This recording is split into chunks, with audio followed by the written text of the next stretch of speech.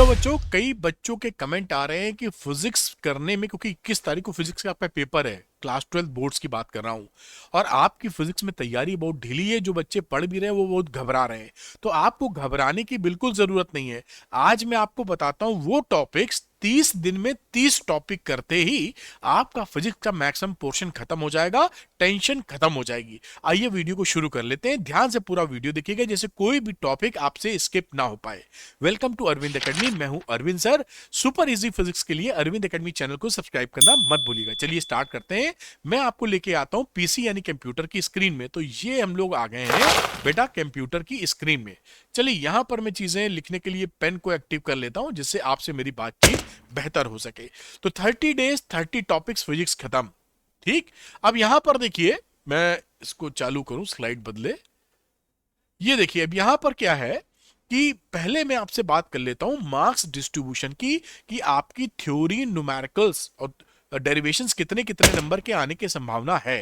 तो 2025 के हिसाब से थ्योरी करीबन आएगी 22 नंबर की, आपके डेरिवेशन आएंगे करीबन 16 नंबर के, और न्यूमेरिकल्स आएंगे करीबन 32 नंबर के। ऐसा हो सकता है कि न्यूमेरिकल 2-4 नंबर कम हो और डेरिवेशन 16 से 20 नंबर पहुंच जाए। ये एक टोपोग्राफी है जो आपको समझ लेना चाहिए कि ये अलग अलग 3 मोटे मोटे सेगमेंट्स हैं जहां पे क्वेश्चन पूछे जाएंगे। तो जो मैं टॉपिक की बात करूंगा वो इन तीनों में, थ्योरी, न्यूमेरिकल, डेरिवेशन, तीनों में आपकी मदद करने वाले हैं। तो ध्यान रखिए कि अभी आपके पास केवल 30 दिन है।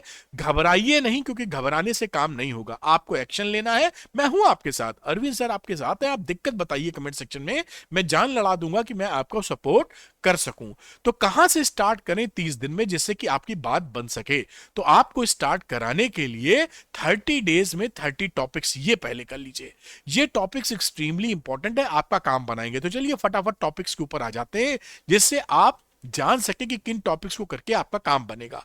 तो पहले मैं चैप्टर की बात करता हूं, जिसमें कूलॉम्स लॉ, डाइपोल और एप्लीकेशन ऑफ गॉस लॉ, ये 3 इंपॉर्टेंट टॉपिक हैं। और आप बिल्कुल ये पकड़ के चलिए कि ये जो गॉस लॉ वाला टॉपिक है, इससे एक क्वेश्चन आपका आएगा। मोस्टली ये डेरिवेशंस आता है, तो इसमें ये डेरिवेशन आना लगभग तय है। आप लिख लीजिए, आपको मिलेगा।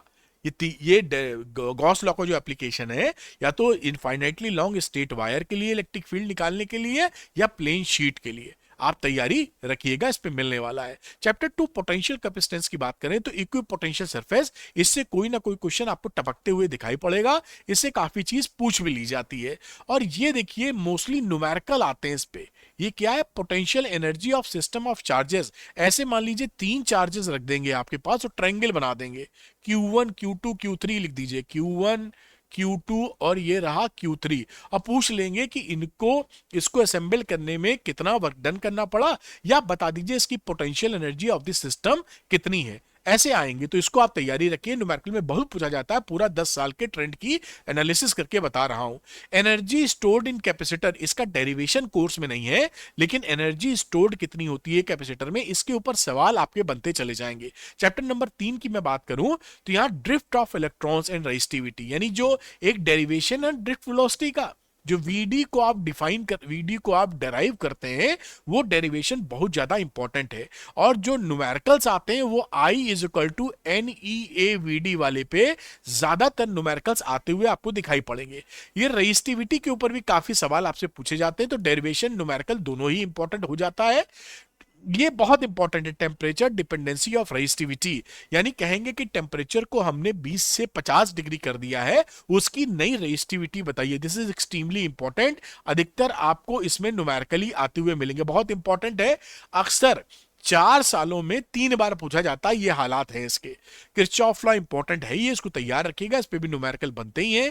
व्हीट स्टोन ब्रिज अगेन बहुत ज्यादा इंपॉर्टेंट। अक्सर इसमें जो डेरिवेशन जो बनता है P upon Q is equal to R upon S, ये जो आपकी बैलेंस्ड कंडीशन होती है, इसको किरचॉफ लॉ से प्रूफ करने की बात करते हैं। तो किरचॉफ लॉ भी कैसे अप्लाई करना वो भी आपसे पूछ लिया, और व्हीट स्टोन ब्रिज की कंडीशन भी पूछ ली। तो ये बड़ा इंपॉर्टेंट है, इसको तैयार करके रखिए। Motion in a magnetic field, ये मूविंग चार्जेस मैग्नेटिज्म मैग्नेटिज्म में फोर्स बिटवीन पैरेलल वायर्स, ये जो parallel wires current carrying wires हैं, अगर मान लीजिए दोनों में पैरेलल करंट्स हैं, एक ही दिशा में करंट है, तो बताइएगा इसमें अट्रैक्शन का फोर्स होगा या रिपल्शन का होगा। देखिए कितनी पढ़ाई आपके हो पाई है। अगर पैरेलल करंट्स है, मूविंग कॉइल जो गैल्वेनोमीटर है वो बड़ा पूछा जाता है एमसीजी, उसका प्रिंसिपल, वर्किंग डायग्राम सब आता है, और यहां तक कि उसका जो कन्वर्जन है, ये बड़े क्वेश्चंस में पूछा जाता है कि एमीटर में या आप वोल्ट मीटर में कैसे कन्वर्ट करेंगे, तो इसको भी तैयार करके रखिएगा। चैप्टर 5 की बात करें तो बार magnetic properties of material, ferromagnetic, paramagnetic और डायमैग्नेटिक की बातचीत यहां पर की जाती है। चैप्टर 6 में इलेक्ट्रोमैग्नेटिक इंडक्शन में लेंज लॉ और फेरेडे लॉ, ये तो इसके एक समझ लीजिए जान है, आत्मा है। ये क्या होता है लेंज लॉ, क्या होता है फेरेडे लॉ, उस पर न्यूमेरिकल भी बड़े सरल न्यूमेरिकल आते हैं, लेकिन पता होना चाहिए, आपको पता ही होगा, E is equal to minus N d phi by D T. इस फॉर्मूले पे बेस्ड आपकी ये माइनस साइन लेंज लॉ से, बाकी फेरेडे लॉ पे आपके सवाल मिलेंगे। और सेल्फ और म्यूचुअल इंडक्टेंस का न्यूमेरिकल भी आता है और डेरिवेशन भी काफी पूछा जाता है, तो इसको भी आप पकड़ बना लीजिएगा। म्यूचुअल कंडक्टेंस एंड ये एल और ये एम, उम्मीद है ये अब तक पढ़ चुके होंगे, नहीं पढ़ा तो तुरंत तैयार कर लें। अल्टरनेटिंग करंट में series LCR circuit, power in AC circuit बहुत इंपॉर्टेंट है, ट्रांसफार्मर बहुत इंपॉर्टेंट है, इसको भी तैयार करके रखिए, इसमें से बड़े क्वेश्चन पूछे जाते हैं, 5 नंबर और 3 नंबर के सवाल। इलेक्ट्रोमैग्नेटिक वेव्स में डिस्प्लेसमेंट करंट पे न्यूमेरिकल आते हुए दिख सकते हैं आपको। इलेक्ट्रोमैग्नेटिक स्पेक्ट्रम भी काफी इंपॉर्टेंट है, यूजेस वगैरह इसमें पूछ लेते हैं। ये जो फॉर्मूला था ना, सी जो होता है ई नॉट अपॉन बी नॉट का रेशियो, इस फॉर्मूले में कई सवाल आपके पूछे जाते हैं। बहुत सरल फॉर्मूला है लेकिन इंपॉर्टेंट है, इसलिए जरूरी है। Chapter 9 refraction at spherical surface, derivation and numerical both बहुत इंपॉर्टेंट है, सवाल आएगा ही आएगा, इसको आप पकड़ लीजिए। एक सवाल यहां से पक्का हो गया है। प्रिज्म, प्रिज्म पे ऐसे सवाल बनते हैं आजकल कि इसमें इसमें दो कॉन्सेप्ट टीआईआर और प्रिज्म को इन्वॉल्व कर देते हैं कि भाई रे गई, अब बताइए ये कब इससे ग्रेस करती हुई चली जाएगी, घिसड़ते हुए चली जाएगी, बाहर एयर है अंदर ग्लास है। तो टीआईआर का फिनोमिना और प्रिज्म को कंबाइंड कर देते हैं। साथ में ऑप्टिकल इंस्ट्रूमेंट बहुत इंपॉर्टेंट है, इसके डायग्राम कंपाउंड माइक्रोस्कोप और एस्ट्रोनॉमिकल टेलीस्कोप के तैयार करके रखिएगा, एक डायग्राम आपसे पूछा जाएगा, बनाइए। वेव ऑप्टिक्स की बातचीत की जाए तो reflection, refraction by wave theory, ये रिफ्रैक्शन वाला बहुत इंपॉर्टेंट है, वेव थ्योरी से रिफ्रैक्शन को प्रूफ कीजिए। इंटरफेरेंस एंड वाईडीएससी एक्सपेरिमेंट काफी पूछा जाएगा, डिफ्रैक्शन भी आपके कोर्स में तैयारी कर लीजिएगा। उसके बाद डुअल नेचर की बात करें तो आइंस्टाइन फोटो इलेक्ट्रिक इक्वेशन पे न्यूमेरिकल आते हैं और कॉन्सेप्चुअल क्वेश्चन भी बनते हैं। ग्राफ इसमें कई हैं, वो ग्राफ आपका बिल्कुल दुरुस्त होना चाहिए। वेव नेचर ऑफ मैटर, जहां लेमडा की वैल्यू मैटर वेव्स की बात करते हैं एच अपॉन पी, इसके ऊपर सवाल मिलेंगे। डिब्रॉय वेवलेंथ की बात कर रहा हूं। एटम्स के ऊपर अल्फा पार्टिकल स्कैटरिंग एक्सपेरिमेंट, अगर इसमें जो अगर ये ध्यान रखिएगा, ये बी होता है इंपैक्ट पैरामीटर का, इंपैक्ट पैरामीटर 0 है तो स्कैटरिंग एंगल कितना होगा बताइए, ये सवाल काफी पूछा जाता है। इंपैक्ट पैरामीटर जानते हैं कि नहीं, समझ लीजिए। बोर मॉडल बड़ा इंपॉर्टेंट है।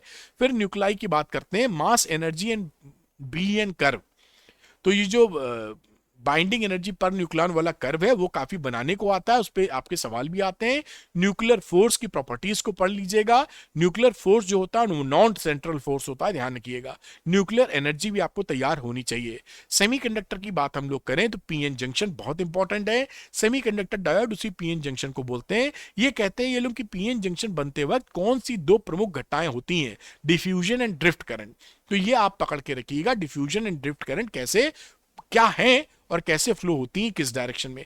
एप्लीकेशन ऑफ डायोड में rectifier, half wave full wave rectifier को अच्छे से आना चाहिए, उसकी वर्किंग, उसका डायग्राम, ये बहुत इंपॉर्टेंट है। और अगर मैं हाफ वेव रेक्टिफिकेशन में इनपुट फ्रीक्वेंसी 50 है, अगर हाफ वेव की बात कर रहा हूं, तो आप क्या बता सकते हैं कि इसकी आउटपुट फ्रीक्वेंसी कितनी होगी, आउटपुट फ्रीक्वेंसी कितनी होगी। इनपुट कितनी है 50 हर्ट्ज, किसकी बात कर रहा हूं, हाफ वेव, हाफ वेव की, तो जरा कमेंट करके बताइएगा। और उसके साथ ही मैं आपको चीजें याद दिला दूं कि मैंने आपके लिए श्योर शॉर्ट क्वेश्चन बनाए हैं पीसीएम के लिए, ऐसे ही क्वेश्चन बोर्ड्स में आएंगे।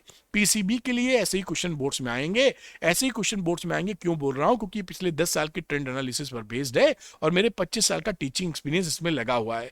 20 से 25 क्वेश्चन ही पर चैप्टर है, आसानी से आप लगा सकते हैं। फुली सॉल्व है, सोल्यूशन के लिए भटकना नहीं, 100% बोर्ड टारगेटेड क्वेश्चन है। और अच्छी गुड न्यूज क्या है कि जहां पर फिजिक्स का इन्वॉल्वमेंट है वहां पर मैंने एनसीईआरटी वीडियो सोल्यूशन पूरी एक्सरसाइज और एग्जाम्पल्स के यहाँ पर रिकॉर्ड करके सरल भाषा में आपको दे दिए हैं।